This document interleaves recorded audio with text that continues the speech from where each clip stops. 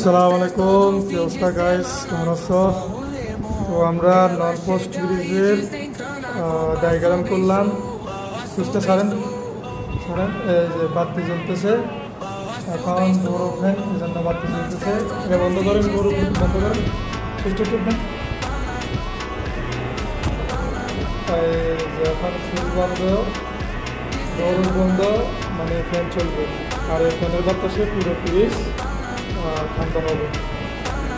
আর এটা হচ্ছে thermostat switch, timer, Purna বলল, একটা হচ্ছে হিটার, ফ্রিজ, আর ক্যাপাসিটর, এই যে কম্প্রেসর চলতেছে।